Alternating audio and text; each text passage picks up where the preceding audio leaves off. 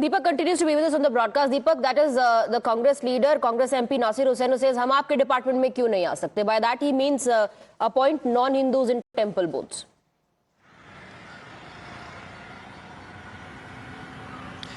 Yes, he does in fact speak about either a Muslim or a Christian or a Sikh being a part of the Hindu or the temple boards here. He's talking about why there should be interference in another religious matter, and if there is, it should be the same for all. And he's referring to one nation, one law, and he's saying that it should be the same in every aspect. He was speaking in Karnataka's Hubli there, addressing a gathering, and this is something that he has now made a mention of, but definitely, like you said, there could be a lot of political ramifications, and we are awaiting what sort of response comes in from the BJP about this matter, because many of the BJP leaders, of course, have been talking about need or rather a change that's required in rules of the Waqf. Now with something like this being said by a Congress MP, definitely opens up dialogue and, more importantly, controversy too.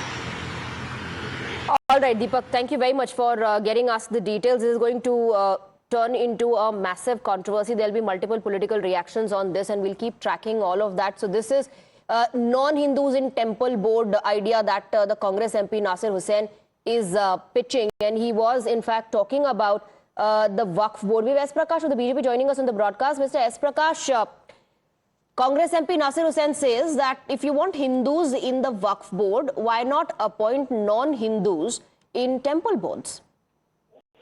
Temple board do not grab lands of Hindus and other religious minorities. But whereas in the name of Waqf property, they encroach into every land they deem to be the Waqf board property. And under such circumstances, any presence of a Hindu member in it can effectively prevent such encroachments. Mr. Nasir Hussain must understand the reason behind such a proposal. I am sure it is not yet been made a law. The JPC has been formed. Let him put forth his point of view in the JPC, not in the media. Yeah, I see. Yes, Mr. S. Prakash, stay on with us. So Congress MP there quotes a controversy. He's floated the idea that if you want Hindus to be a part of the Waqf board, then why not appoint non-Hindus in temple boards? What essentially is his intent behind this, Mr. S. Prakash? No, his intent is only to communalize, create controversies, then derail the entire process. It is the strategy of employed by these people in the name of religion. Hindus never poke their nose into any other religious matters.